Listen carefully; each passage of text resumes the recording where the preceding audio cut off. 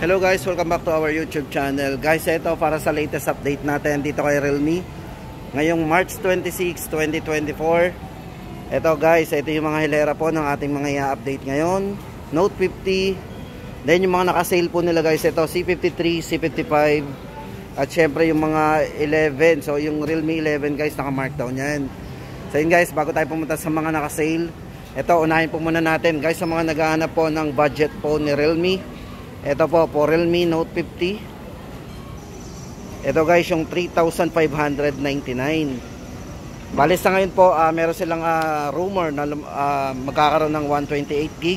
Pero sa ngayon guys yung isa po sa kanila ngayon ay yung kanilang ito yung 3,599. Bali ito naka ano na to naka 64GB na po tayo dito internal storage. Bali ito, meron tong 90Hz refresh rate display. Size po ng screen is naka 6.74. At para po sa ni peso, yung design nito, ito yung naka 7.99mm ultra slim design. 13 megapixel pagdating po sa kanyang main camera. At naka octa-core chipset na rin.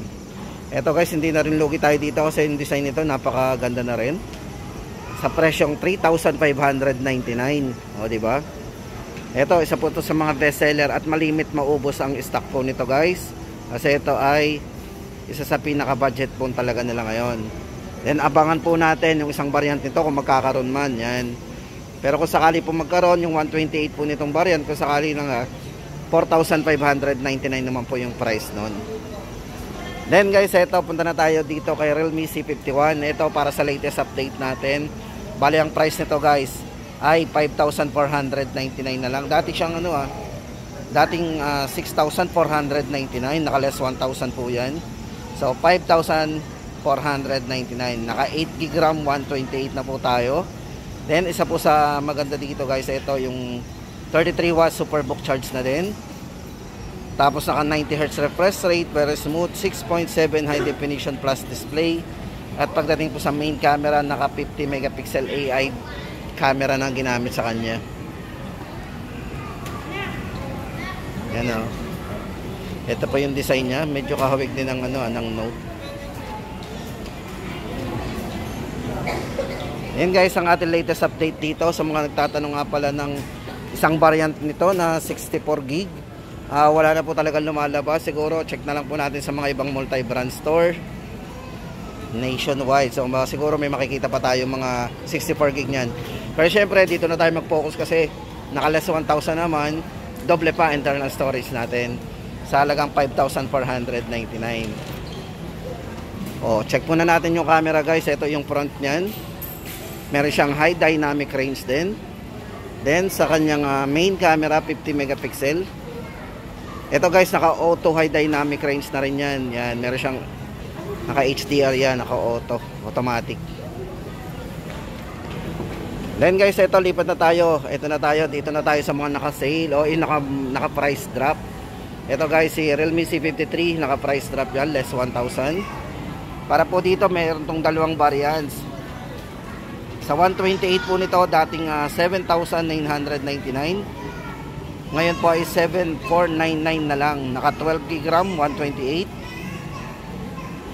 Ayan. Then, para sa kanyang 256 variant, 16GB 256, before sa 8,999, ngayon ay 7,999. And ito guys, bali naka 33W superbook charge na din,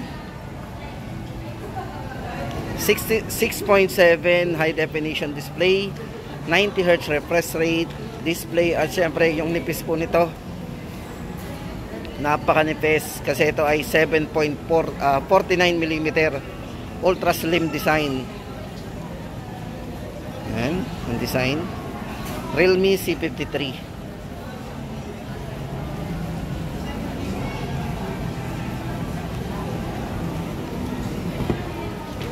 Ito, check po natin yung linaw ng camera. So lagi natin i-highlight yung camera guys para makita natin. Then video.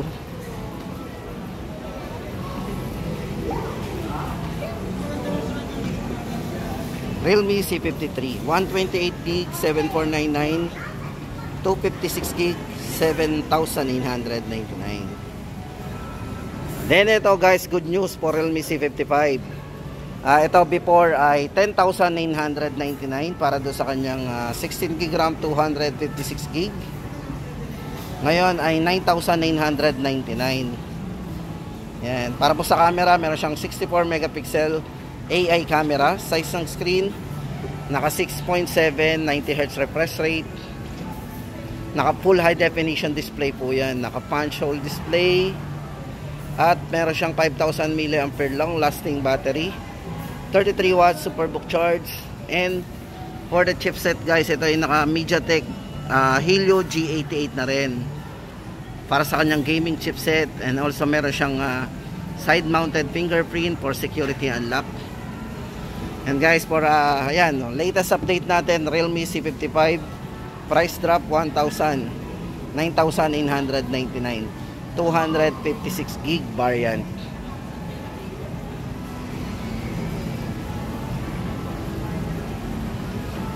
Then next natin, dito tayo sa price drop guys. Ito good news para dito kay Realme 11. Yan, before 13,999, less 1,000, 12,999 na lang yan. Then naka 16 GB RAM maximum RAM, 256 internal storage, at para po sa kanya mga highlights or yung overlook, 67 watts superbook charge with 108 megapixel pro light camera. And for the chipset, MediaTek Helio G99 chipset. So yun guys, for gaming chipset na rin, Helio G99. Ito guys, very handy ito kasi ito ay meron lang maliit na screen. Yan, para sa design. Check natin yung design nito, flat.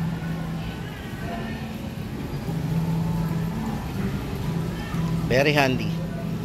And guys, ito check na natin yung kanyang, so ito guys, naka AMOLED, super AMOLED display. So napaka vivid ng display po nito. Then sa camera, 108 megapixel. Check po natin yung kanyang 108 megapixel. Zoom, portrait. Okay, o diba? So ayan guys, yung portrait, ang ganda. And portrait mode, 108 megapixel. This is the 108 megapixel. Then guys, para sa latest update natin, good news na po to kasi ito dating 13,999, naka price drop less 1,000, 12,999. Then yung bagong labas po sa C series, ito guys, for Realme C67. Sa mga naghahanap po ng C67, yung bagong release po ni Realme, may dalawang variants po tayo dito guys. Meron tayo ditong 128 gig, naka 16 gig RAM na po yan, 9,999. At yung kanyang 16 gig RAM 256 gig, add lang na 1,000, 10,999. Yan, ito guys, para sa kanyang overlook o yung specs, ito naka 108 megapixel, 3 times in sensor zoom camera. At meron siyang naka Qualcomm Snapdragon 685 chipset. At yung nipis nito, 7.59mm, ultra slim design, colors, Sunny Oasis and Black Rock.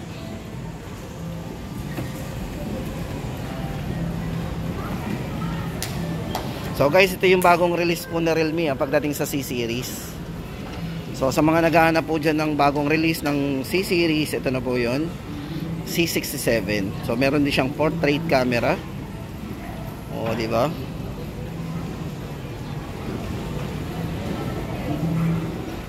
At ito na guys, dito na tayo dun sa kanilang bagong release. Sa mga, doon naman po sa mga top of the line ni Realme guys, ito meron tayong dalawang pagpipilian.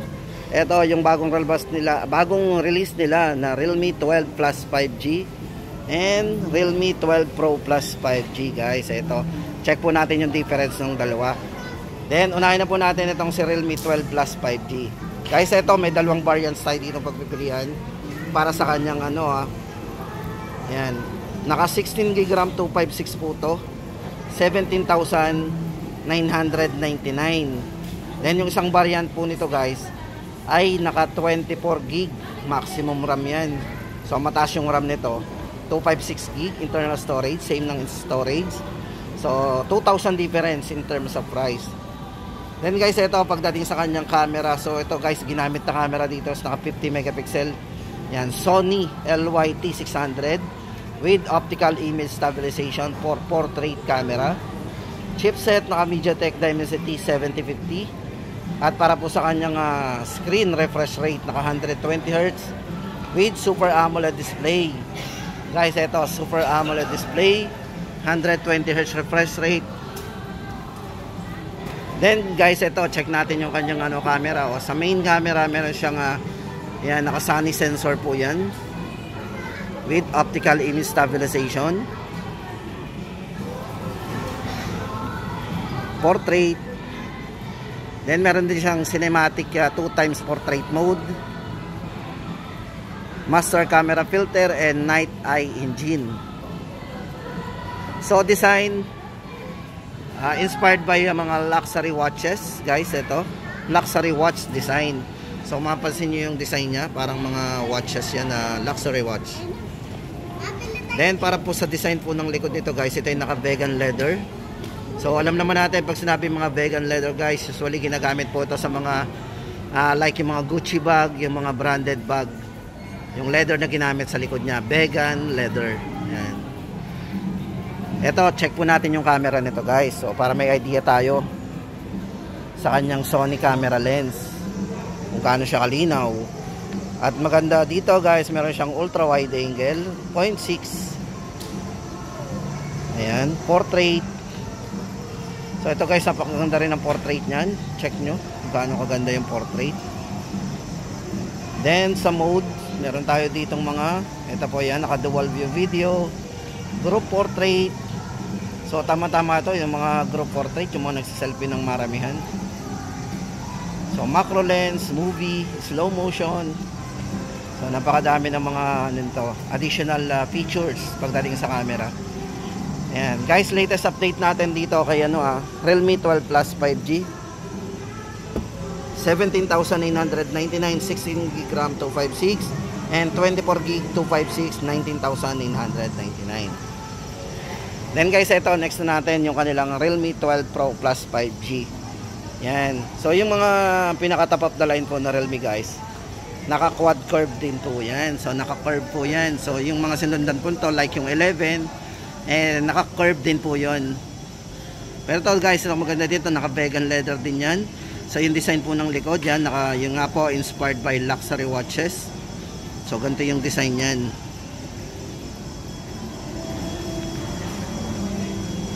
Then yung front po, naka curve din yan. Ito guys, para sa camera, ito more on camera talaga to. Ito meron tong 64MP na periscope portrait camera. Naka 64MP portrait camera periscope. O di ba?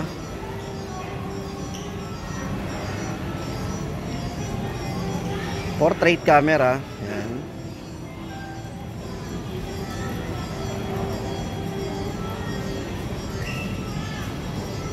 Yun. Linaw. Dual view video.